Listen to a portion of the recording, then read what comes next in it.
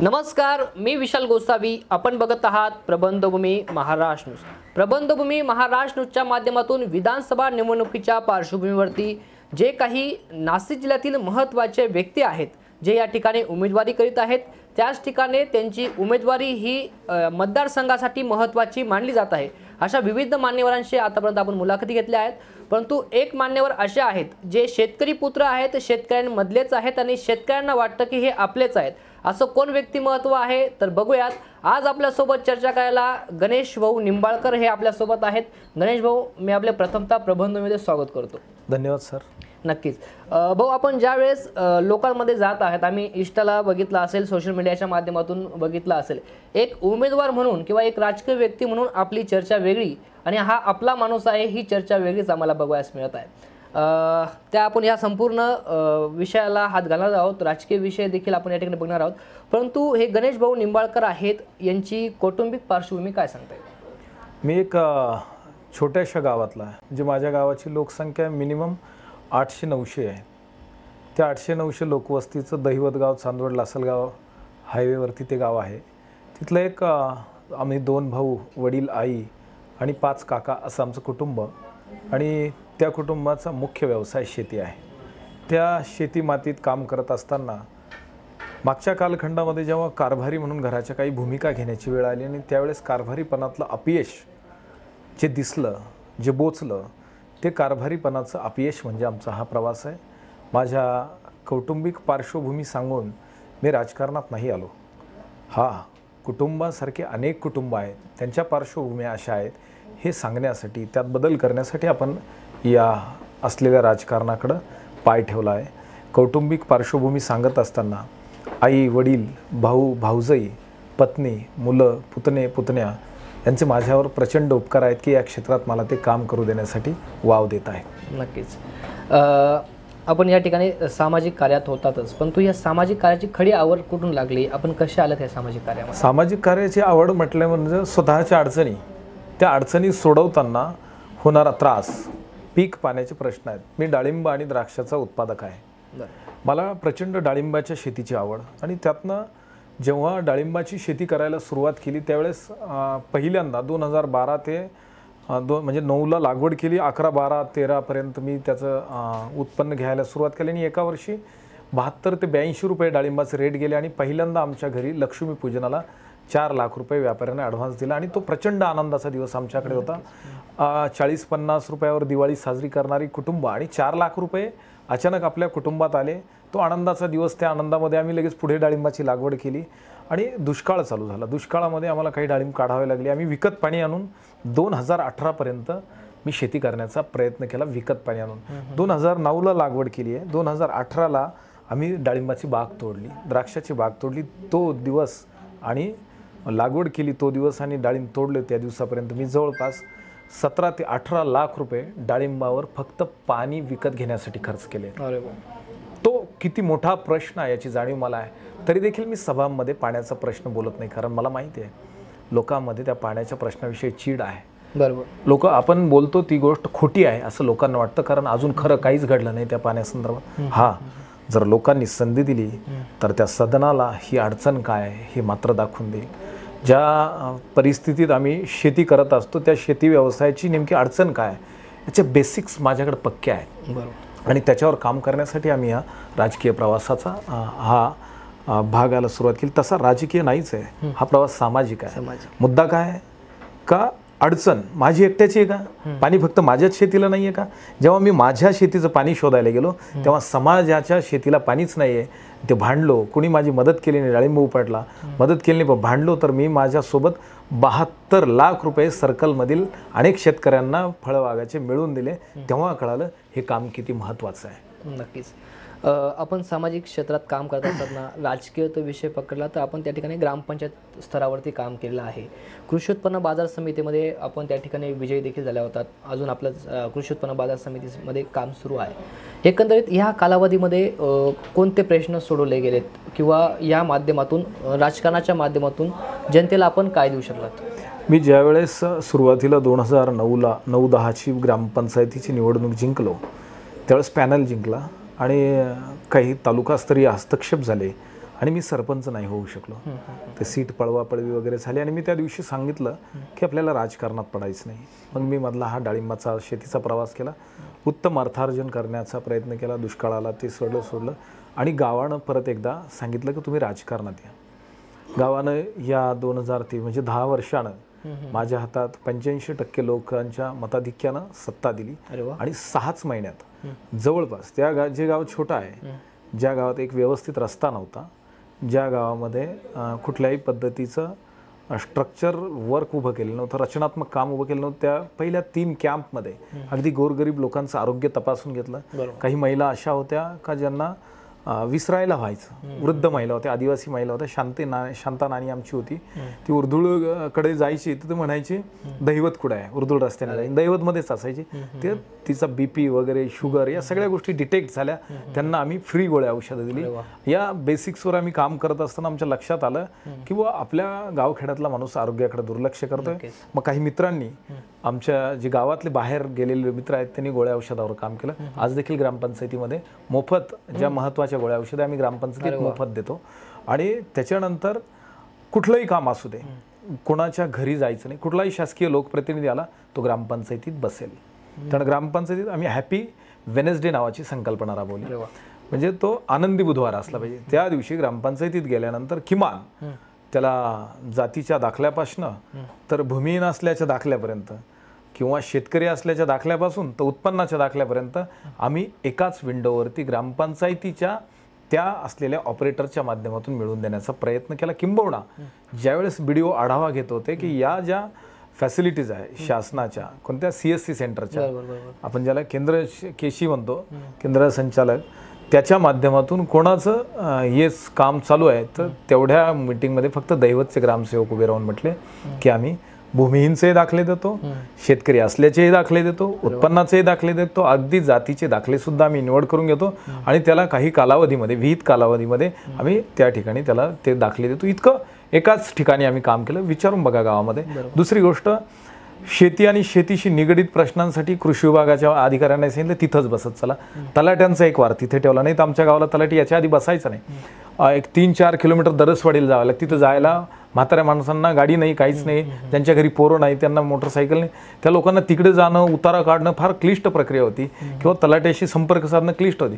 बुधवारच्या दिवशी तलाठी तिथे असतो. अगदी महिन्याच्या 4थ्या बुधवारी प्राथमिक आरोग्य केंद्राचे डॉक्टर्स तिकडे असतात.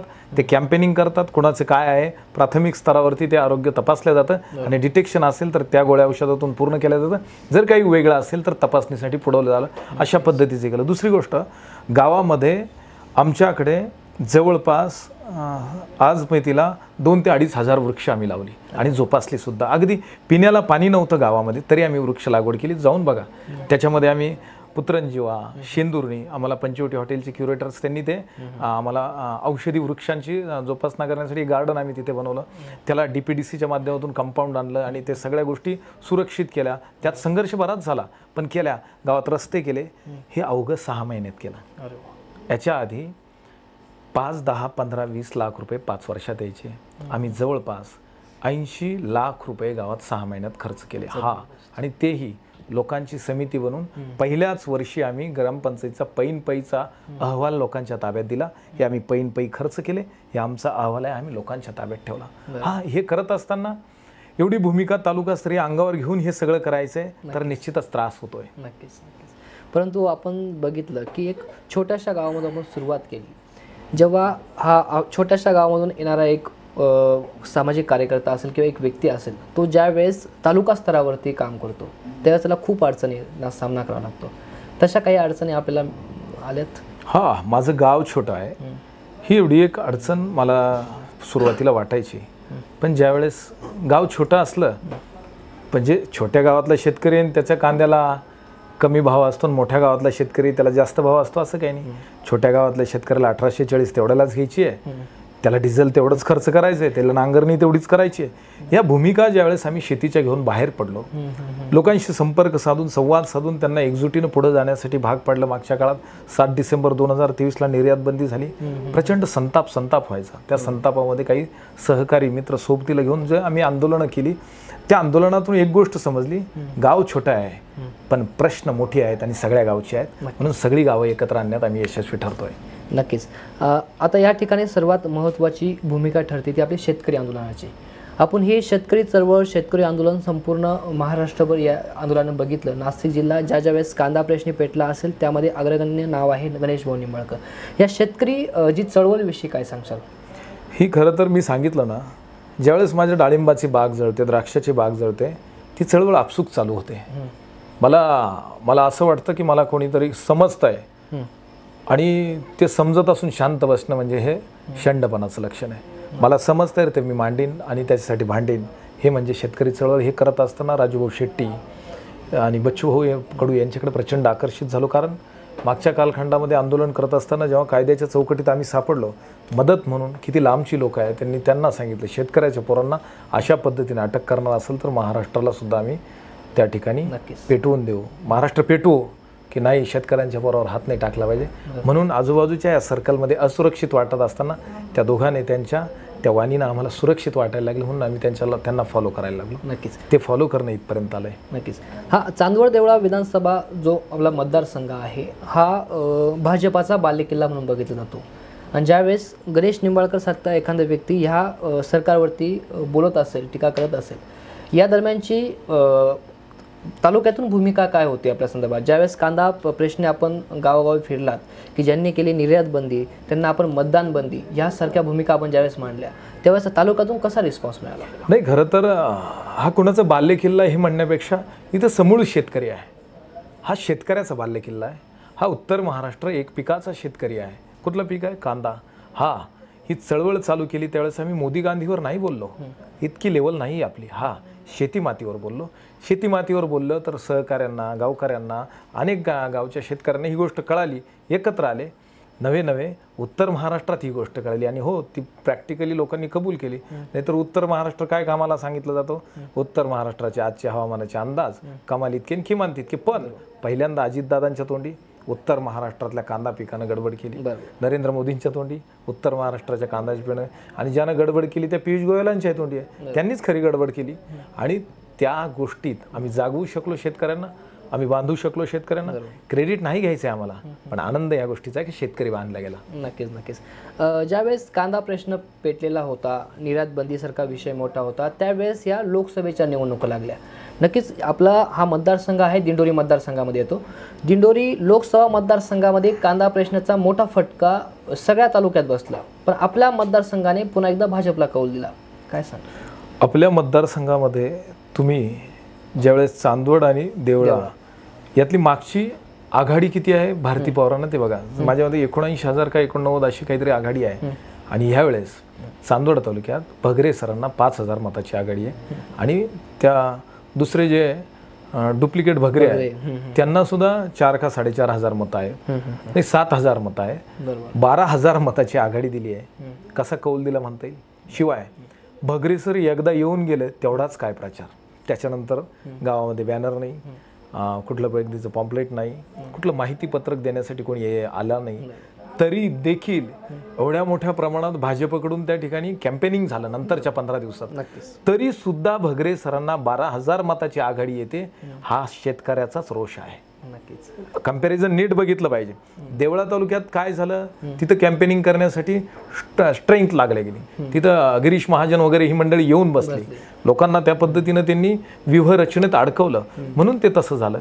नाहीतर लोकांच्या मनामध्ये राग आहेच आणि तो राग असला पाहिजे, कुणावरही असला पाहिजे. ज्यानं निर्यात बंदी केली त्याला मतदान बंदी, हे कायमचे पोस्टर आम्ही भविष्यात लावणार आहे गावामध्ये. ते पुजले पाहिजे, ते मंदिरं असले पाहिजे. का? त्यातनं अर्थार्जन होतं ना, आणि अर्थार्जन हाच देव आहे, दुसरं काही नाही आहे. नक्कीच. पैशाची सोंग नाही आणता येत. नक्कीच. एखादा सामाजिक कार्य करणारा व्यक्ती किंवा समाजात आपली सेवा देणारा व्यक्ती ज्यावेळेस राजकारणात येतो त्यावेळेस अनेकांचे व्ह्यू बदलत असतात, अनेकांची वेगळ्या नजरा बघत असतात.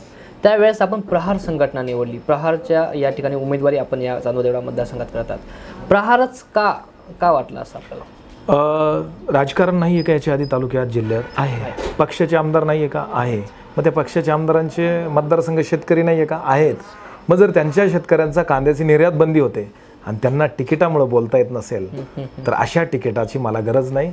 ज्या तिकिटानं माझी वाणी बंद होणार आहे मी ते तिकीट घेणार नाही. माझ्याकडे अनेक अशा गोष्टी आल्यात पण धुडकावून लावल्या आम्ही त्या. का? आम्हाला आमदार नाही व्हायचं आहे, आमचं दार खोलायचं आहे. कुठलं? आमच्या नशिबाची दारं हे बंद करतात ना, ग्राहक संरक्षण कायदा, जीवनावश्यक वस्तूचा कायदा, हे कायदे नाही एकदा दुरुस्त्या करायच्या आम्हाला त्याच्यामध्ये. त्याच्यासाठी भांडायला सुरुवात लगेच बदललेलं असं कधीच म्हटलं नाही, पण सुरुवातच नाही झाली तर बदलाची भाषा करायची कशी? नक्कीच त्यासाठी आम्हाला जायचं आहे. नक्कीच. प्रहार पक्ष निवडण्यामागे अजून काही कारण असतं? प्रहार पक्ष निवडण्यामागे कारण जर आज बाबासाहेब असते तर दलितांसाठी लढले बाबासाहेब असं म्हटलं जातं. दलित ही जात नाहीये. नीट अभ्यास केला तर दलित ही अवस्था आहे. शेतकऱ्याकडे नीट लक्ष नाही दिलं तर त्या अवस्थेकडे शेतकऱ्याकडे जायला लागलाय. त्याच्या मुलाचं 35 वर्ष झाले, लग्न होत नाहीये. बाबासाहेब असते तर आज ते शेतकऱ्यासाठी म्हटले असते शिका, संघटित व्हा आणि संघर्ष करा. म्हणून प्रहारकडे जायचंय, कारण तिथं संघटित करावं लागणार आहे. शिकलेले थोडेफार आहेत, त्यांना संघटित करायचं आणि संघर्षासाठी उतरवायचं. म्हणून प्रहार निवडली आणि आम्हाला प्रहारमध्येच काम करायचं आहे. नक्कीच. आपण ज्यावेळेस कॅम्पेन करत असाल निवडणुकीसंदर्भात लोकांच्या कशा प्रतिक्रिया आहेत? आपण ज्यावेळेस लोकांमध्ये जातात, संपर्क लोकांशी करत आहेत, तेव्हा लोकांच्या प्रतिक्रिया काय, अशी महत्त्वाची प्रतिक्रिया सांगता येईल? लोकांच्या कशाला प्रतिक्रिया घ्यायच्या? तुम्ही आत्ता जे अपक्ष उमेदवार आहेत त्यांनी स्वतःच्या मनोगतात सांगितलं, लोकांना प्रत्येक मतदारसंघाला वाटतं की बच्चू कडू सारखे आमदार हवेत. जर ज्यांना उभं आहे त्यांना वाटतंय की बच्चू कडू सारखेच आमदार हवेत तर लोक किती खुल्या दिलानं म्हणत असतील याचा विचार करा. प्रत्येकाला वाटतंय की आपल्या मतदारसंघामध्ये एक बच्चू कडू असावा. नक्कीच. हा, मी बच्चू कडू नाही होऊ शकत पण तसं वागण्याचा नक्कीच प्रयत्न या ठिकाणी करून दाखवा. आम्ही रक्तदान करतो, सेवेची भाषा करतो, शेवटच्या माणसाच्या कल्याणाची भाषा करतो. हे बच्चू भाऊंचं सेवा, समर्पण आणि त्याग हे त्रिसूत्र घेऊन आम्ही लोकांमध्ये जातोय. प्रचंड लोकांना उत्सुकता आहे. आपल्यातली माणसं आहे, आपली माणसं आहे, आपल्यासाठी लढत आहे. त्यामुळे कॅम्पेनिंग सक्सेसफुल होत आहे. नक्कीच. ह्या संपूर्ण कॅम्पेनिंगमध्ये अनेक आरोप आपल्यावरती होत आहेत. काय सांगाल त्या आरोपांचा? आरोप तर भरपूर होत आहेत. म्हणजे मी 12 वर्ष काम करतोय, 12 वर्ष, पण 11 वर्ष आरोप नाही झाले माझ्यावर. का नाही झाले याचं जर आत्मपरीक्षण केलं तर मी समाजसेवा करतोय ना. मग समाजसेवेत आरोप नाही करायचे, साधू म्हणून राहा तुम्ही, काही अडचण नाही. पण आम्ही दावा ठोकतोय या प्रश्नांचा, आम्ही जागा पाय रोवून धरतोय ना तिकडे, तर लगेच आरोप व्हायला सुरुवात झाली. कॅम्पेनिंग त्यांचं फेक नरेटिव्ह आमच्या समोर यायला लागले. काय तर म्हणे भारती पवारांनी यांना पैसे दिले म्हणून यांनी लोकसभेला प्रचार केला नाही. तुम्ही तुमच्या स्टुडिओमध्ये माझी मुलाखत घेतली. किती दिवस राहिले होते निवडणुकीला तेव्हा? 4-5 दिवस. 4-5 दिवस पुढे निवडणूक आहे. ती जरा एखाद दिवशी रिपीट टेलिकास्ट करा. सगळे भाजपचे तिकडे बसलेत, महाविकास आघाडीचे बसलेत. भाजपचे मोदीवर बोलत होते, गांधीवर बोलत होते आणि हे मोदीवर बोलत होते. आम्ही शेतीवर बोलत होतो, मातीवर बोलत होतो, निर्यात बंदीवर बोलत होतो, घाणेरड्या त्या नाफेडवर बोलत होतो. काय चुकलं आमचं? आम्ही काय महाविकास आघाडीचे किंवा कोणाचे बांधील आहोत? आम्ही सांगतोय शेती मातीशी आम्हाला बांधील राहायचंय. हे तर नाटक आहे हो सत्ता संपादनाचे. ती नाटकं जर व्यवस्थित केली असती तर आमच्यासारख्याचा कशाला उदय झाला असता? आम्हाला पैसे घेऊन विकत घ्यायला जन्माला यायचं आहे. आम्ही विचारानं दृढ आहोत. म्हणून तर 12 वर्ष आम्ही जिथे आधार नाही, कोणी लोक नव्हती सोबत, ती लोक जमवत आहोत. तरी निश्चल अविचल राहून पाय रोवून ठेवलेलं आहे. डगमगत नाही यांच्या आरोपांना आणि घाबरत नाही. अलीकडे काय आरोप होत आहेत? सुरुवातीला म्हणे अमुक अमुकाचे नातेवाईक आहेत, शिरीष भाऊंचे नातेवाईक आहेत आणि ते माघार घेणार आहेत. आज मी तिला ही आजची 4 तारीख आहे, आता जवळपास 7 वाजता आहे, तुम्ही मुलाखत घेताय म्हणजे तो आरोप आता संपायला पाहिजे, संपेल. आता पुढे काय आरोप होतील तर हा अमुक अमुक एकाचा आहे किंवा आरोप होत आहेत. मला एक सांगा, ह्या सगळ्या प्रक्रियेमध्ये आम्ही देवळा तालुक्यात फिरत असताना दहिवड सारख्या गावामध्ये, वखारीमध्ये तुम्ही जर गेला तर एक सूर आहे की तुम्ही नका सभेला येऊ. का तर दडपण आहे, प्रेशर आहे. मग मी जर कुणाचा माणूस आहे तर माझ्या सभा का नाही व्हायला पाहिजे? या सगळ्या प्रक्रियेमध्ये मला त्या ठिकाणी खिन्नता कुठल्या गोष्टीची वाटते की आम्ही दावा ठोकला, उद्या चालून तुम्ही आज संपादक आहात पण तुम्ही जरी तुमच्या समाजकार्याच्या आधारे दावा ठोकला तरी तुम्हाला त्या अफवांना सामोरं जायचं. काही लोक चुकले असतील हो, काही लोक चुकले असतील, पण 3,07,000 जवळपास मतदार आहेत. सगळेच जर तसे असतील तर प्रत्येक माणसाला 1 कोटी रुपये द्यावे लागतील. लक्षात येते मला? सगळेच जर तसे चुकत असतील, चुकलेली लोक कोट्यवधीची भाषा करतात ना, तर प्रत्येक माणसाला 1 कोटी रुपये द्यावे लागतील. तेव्हा तो मतदारसंघ परिपूर्ण होईल.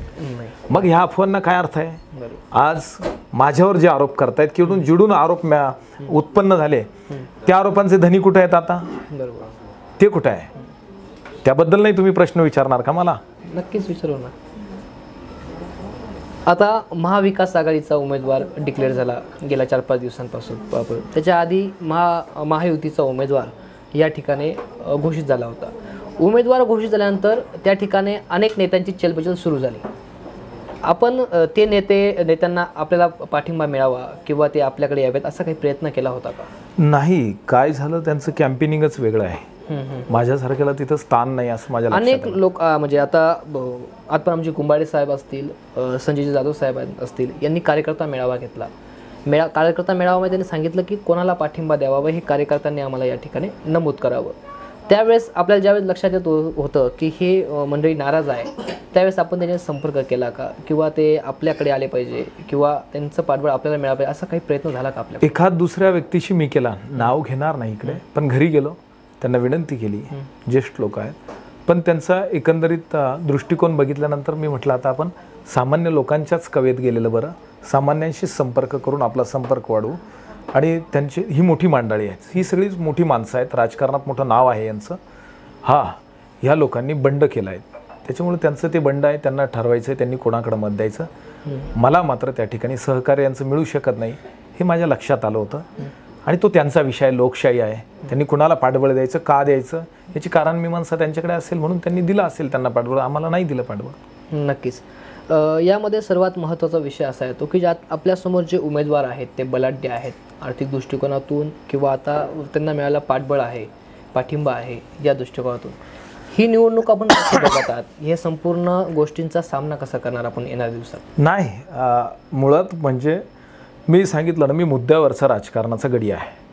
12 वर्षे या क्षेत्रात पाय रोवण आहे आणि हे पाय रोवण असताना आम्ही मुद्द्यावरच बोलणार, मुद्द्यावरच चालणार. 5व्या निवडणुकीला मी सामोरं जाते. 2 ग्रामपंचायतीच्या, 3 गावच्या सोसायटीच्या, 4थी बाजार समितीची आणि 5वी ही विधानसभा. त्या केलेल्या 4 निवडणुका मी तशाच पद्धतीने यशस्वी झालोय. संघर्ष त्यातही खूप मोठा आहे. आणि 5व्या निवडणुकीला सामोरं जात असताना तिचा आधी मी व्यवस्थित अभ्यास केलेला आहे. त्या लोकांचे प्रश्न काय आहेत, ती लोक म्हणजे मीच आहे. त्या लोकांच्या आरोग्याचा, कृषीचा, शिक्षणाचा, सगळ्याचा बारकाईनं अभ्यास केल्यावर लक्षात येतं का आमच्यासाठी या 3ही क्षेत्रात फक्त टाइमपास मॅटर आहे. काय आरोग्याच्या दृष्टीने न्यूज बघितलं, ट्रॉमा केअर सेंटर आहे म्हणे, 40 व्हेंटिलेटर फेक निघाले, म्हणजे फक्त नळ्या आणि सांगाडा होता, चालूच नव्हते. एका मुलीला स्नेक बाईट झाला, तिचा मृत्यू झाला. का झाला तर म्हणे व्हेंटिलेटर नव्हतं. आणि एका बाजूला 40 व्हेंटिलेटर्स ICU सह तिथं आहेत. केंद्रीय आरोग्यमंत्री होत्या त्यावेळेस भारतीताई, डॉक्टर, बाकी सगळे डॉक्टरांची लाईन, तुम्हाला काही वेगळं नवीन सांगण्याची गरज नाही, सगळे डॉक्टर्स आहेत. आणि त्या मतदारसंघामध्ये डॉक्टर हॉस्पिटलमध्ये व्हेंटिलेटर नाही म्हणून कारण देऊन त्या मुलीचा मृत्यू स्वीकारतात.